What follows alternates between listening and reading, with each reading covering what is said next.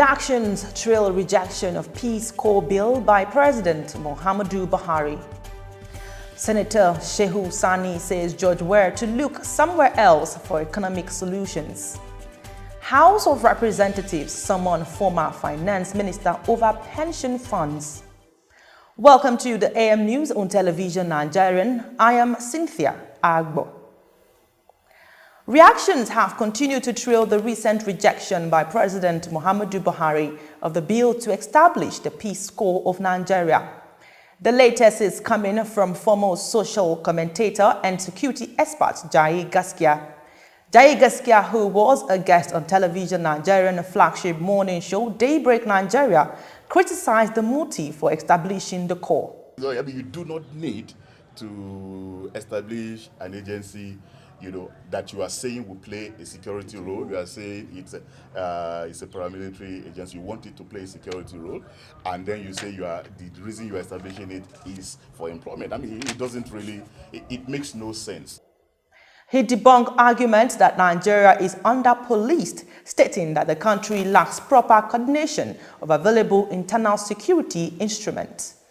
He called for proper management of existing security architecture instead of creating new ones. That there is the Federal Road Safety Corps, there is the Vehicle Inspection, there is the Nigeria Security and Civil Defense Corps, which also has about 200,000. By the time you add all of this together, we are seriously really not under-policed. So the challenge is not about the figures and the numbers. The challenge is how do you properly equip what you have and effectively deploy what you have. The social commentator, who stressed that the intentions of the Peace Corps could be taken care of by existing agencies, asked government to punish anyone found to have collected money from Nigerians with the pretext of recruiting into the Corps. Following yesterday's state visit to Nigeria by the President of Liberia, George Weah, the senator representing Kaduna State has called on Liberian president not to expect miracles. In a series of tweets, the senator said George Weah should consult his home temples as Nigeria has no excess miracle to export. The senator's remarks following an appeal by the visiting Liberian leader calling on Nigeria to come to the aid of his country's economy. A panel of the House of Representatives has summoned former Finance Minister Ngozi Okonjo-Iweala over alleged fraud involving the management of pension funds in the country. At its recent sitting, the panel summoned the former minister to explain the diversion of pension funds by the Presidential Task Force on Pensions Reform. The House Ad Hoc Committee also invited the former head of the Civil Service of the Federation, Steve Orosaye.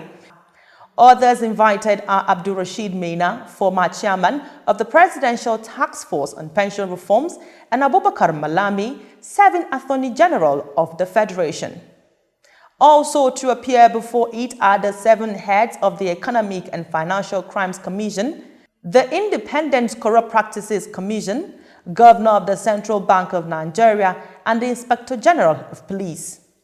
In her presentation before the committee, the Secretary of the Pension Transitional Administration Directorate, Sharon Ikezo, said the Directorate did not receive any document from the task force. Meanwhile, the Executive Director of Legislative Watch, Ngozika Ihoma, wants the panel of the House of Representatives to interrogate all members of the task force. The director, who claimed that he had worked as a consultant for the Presidential Task Force on Pension Reforms, wondered why only the former chairman, Abdulrasheed Maina, is questioned over diversion of the funds. He claimed that the former pension boss recovered 1.3 trillion naira to government coffers. Nigerians have continued to react to the announcement by the presidency that President Muhammadu Buhari is scheduled to visit states ravaged by herdsmen-related clashes.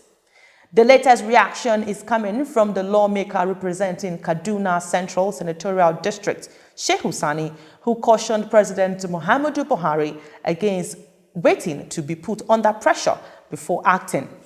The senator elected on the platform of the All Progressive Congress made the remarks while reacting to news of the president's decision to travel to the crisis-ridden states. Commending President Muhammadu Buhari for bowing to the will of the people, the senator described the president as a Democrat. Senator Shehu Sani called on the president not to wait for pressure before acting, especially in matters of leadership responsibility. Following the recent call by elder statesman Edwin Clark for a state of emergency in Adamawa, Yobe and Borno State, the presidency has said that such measure will not bring lasting solution to the situation. It also noted that the declaration of emergency by the past administration did not achieve anything. In an interview on national television, Special Assistant to the President on Media and Publicity, Femi Adesina, said the suggestion by the former Minister of Information and convener of the Pan-Niger Delta Forum, Edwin Clark, was wrong. Clark had earlier advised the president to introduce near martial law in the 3 troubled northeast states. If he introduced a state of emergency in those states, would see the appointment of sole administrators of military background as leaders there. In a related development, the Special Assistant to President Muhammadu Buhari on Media and Publicity, Femi Adesina, has debunked claims by the People's Democratic Party that the president's visit to troubled states is an afterthought. The PDP had, in a statement by his National Publicity Secretary, Kola Ologbodiyan, claimed that the visit followed sharp criticism that trailed the president's presence at a wedding occasion in Kano State on the day of the abduction of the Dapchi girls. Adesina said the president decided to embark on the visit after studying security reports on the crisis. Now to business. The Nigerian National Petroleum Corporation says it has been able to bring down the cost of producing crude oil to $20 per barrel. The corporation stated this recently, adding that it is still making efforts to further produce a cost of barrel at $15. The NNPC Managing Director, Mekanti Baru, said this during the ongoing science fair in Abuja. According to Mekanti Baru, who was represented at the event by the institution's Chief Operating Officer, Gas and Power, Mohammed Saidu, the NNPC has signed 4 memoranda of understanding with state government for the production of biofuel to complement the volume of petrol supplied across the country. He pointed out that efforts have been in place to further bring down the cost of producing crude oil from $23, which represents 70.5% reduction. North Korea's controversial leader Kim Jong-un says he is willing to give up nuclear weapons if the security of his regime is guaranteed. The young Korean leader says it is the last wish of his father to stop the pursuit of nuclearization of the peninsula. An envoy from Seoul revealed this, adding that Kim Jong-un is open to talks with the United States.